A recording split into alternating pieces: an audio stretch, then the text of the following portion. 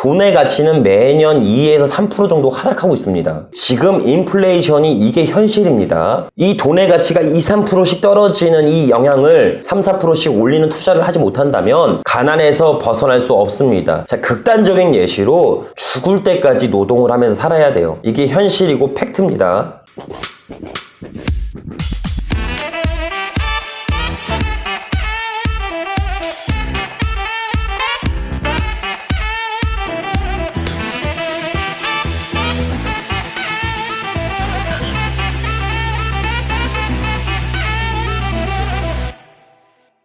자, 반갑습니다. 마케팅 지원원의 김상준입니다. 자, 오늘도 제가 메일 문의를 좀 답변을 드리다가 이런 부분은 좀 같이 공유했으면 좋겠다라는 내용들이 있어서 영상을 좀 찍어서 말씀을 좀 드릴게요. 오늘 내용은 안녕하세요. 화성시에 사는 내년이면 50세 되는 여자 직장인입니다. 어떻게 말씀을 드릴지 몰라서 두서없이 좀 보내드릴게요. 저는 혼자 아이들을 키우며 간신히 대학을 졸업시키고 이제서야 화성에 있는 아파트를 입주해서 전세대출 1억 1천을 받아서 2억 짜리의 전세를 살고 있습니다. 아이들을 키우느라 한 번도 쉬어본 적이 없이 직장을 다녔으나 퇴직금이며 모묘해서 9천을 간신히 만들어서 살고 있습니다. 지금 현금으로는 한 2천 정도 있고 이 돈으로 어떻게 노후 준비를 해야 할지가 좀 막막합니다. 어떻게 해서라도 돈을 모아서 아이들 시집장가도 보내야 할 텐데 막막합니다. 그래서 마지막 인생을 걸어본다고 생각하고 경매든 뭐든 돈을 벌 수 있는 걸 다 하고 싶습니다. 시키는 대로 다 할 각오가 되어 있습니다. 저는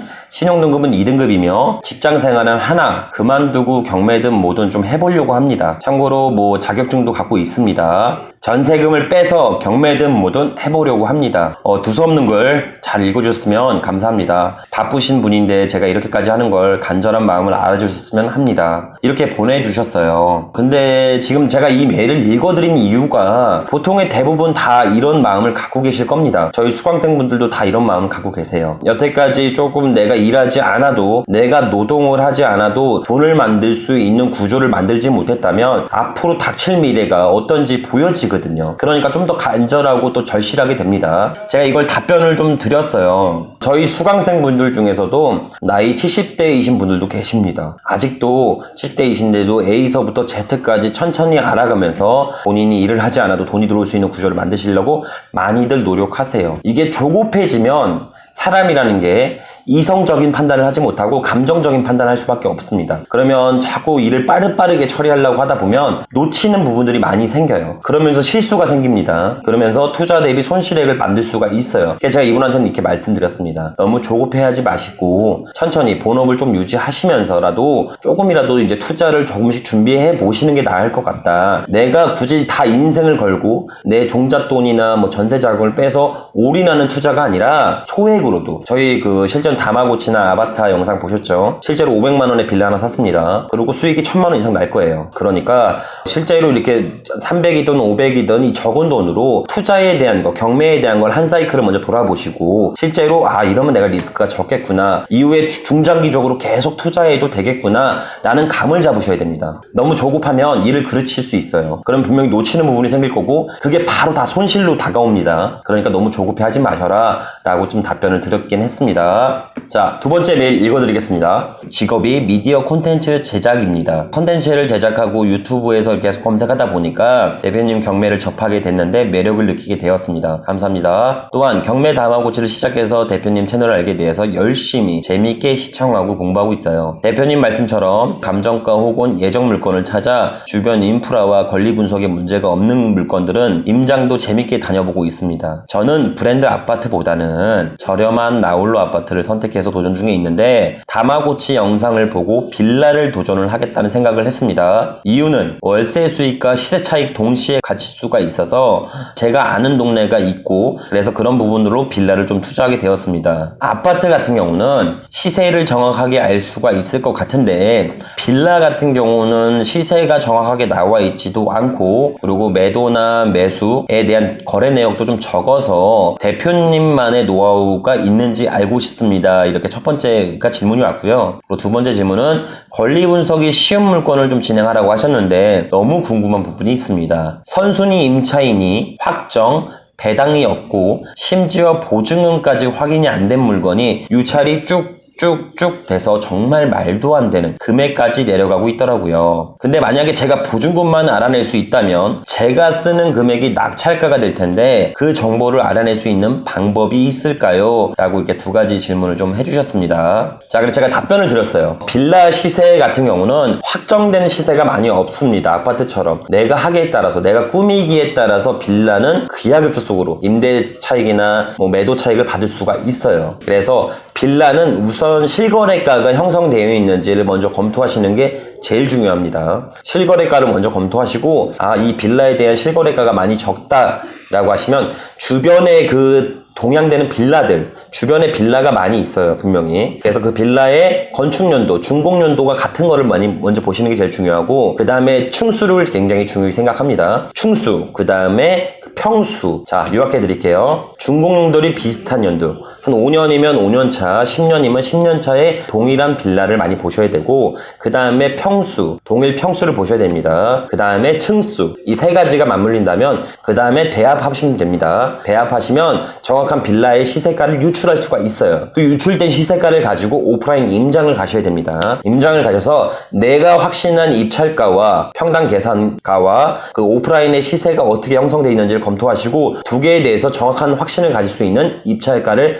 산출하셔야 됩니다. 선순위 임차인의 보증금을 알아낼 수 있는 방법은 제일 좋은 건 임장입니다. 임장을 가셔서 윗집이나 아랫집이나 아니면 채무나 집이나 좀 방문을 하셔서 이 채무자와 유대 관계를 확인하시는 게 제일 중요합니다. 그게 아니라면 이 선순위 임차인의 보증금이 있다면, 근데 이 보증금의 금액이 체크가 안 돼 있다면, 실제로 1순위 근저당이 잡혀 있으면 이 근저당권자한테 전화해서 물어보시는 걸 제일 중요해요. 그리고 두 번째 방법은 말소 기준 권리에 근저당이 잡혀 있다면 은행은 절대로 선순위 임차인이 있는데 대출이 많이 나오지 않습니다. 혹은 대출을 해주지 않아요. 그래서 이 근저당이 있을 때는 무상 임대차 계약을 만약에 받았을 확률이 높습니다. 그렇기 때문에 채권자, 이 근저당에 걸린 은행한테 전화하셔서 실제로 이 부동산의 히스토리를 받으시는 게 굉장히 중요해요. 그래서 이 은행한테 컨택하는 것을 추천드리긴 합니다. 자, 이런 내용들로 좀 많이 보셔야 돼요. 그러니까 빌라 시세는, 요약해서 빌라 시세는 이 부동산의 실제 실거래가를 확인하시는 걸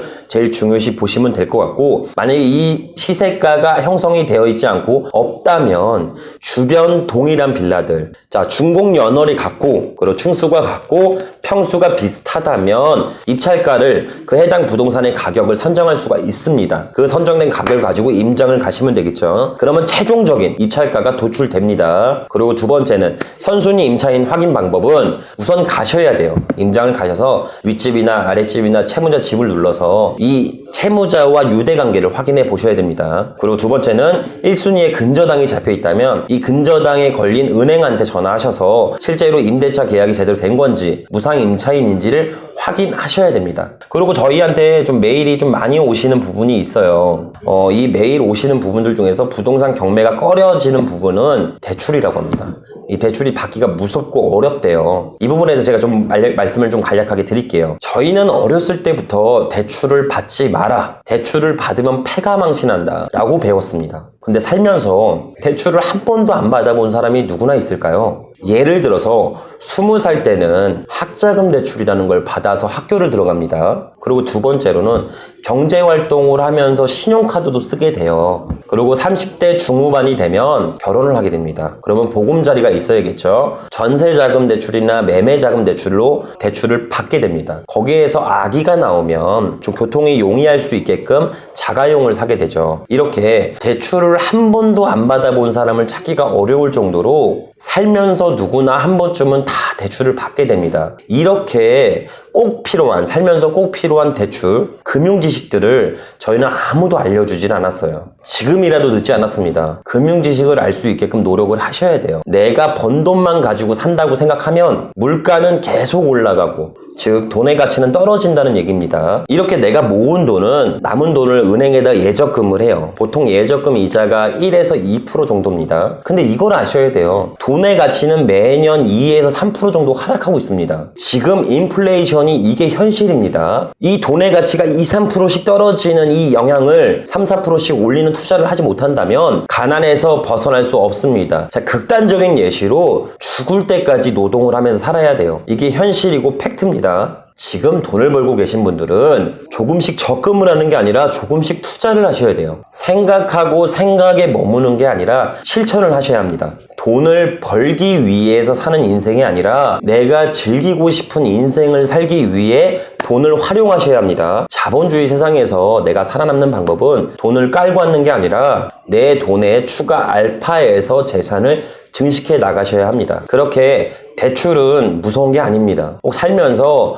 내가 원하는 인생을 살기 위해 남의 돈을, 은행의 돈을, 레버리지를 적극적으로 활용해서 슬기로운 투자를 하셔야 합니다. 부동산 경매는 어디 가지 않아요. 이 집을 담보로 대출을 받아서 투자를 지행하기 때문에 나중에 이 집을 팔아서 대출을 갚으면 돼요. 망하지 않습니다. 망하는 건 그냥 가만히 앉아 있는 게 망하는 거예요. 그러니까 지금이라도 빠르게 현명한 투자를 진행해서 지금보다, 어제보다 나은 오늘을 사셨으면 좋겠습니다. 그러니까 누구나 할 수 있고 누구나 할 수 있게끔 제가 영상을 찍어서 말씀을 많이 드릴게요. 자, 우리 마케팅 저널 시청자분들과 같이 갈 수 있는 그런 채널이 되도록 하겠습니다. 자, 감사합니다.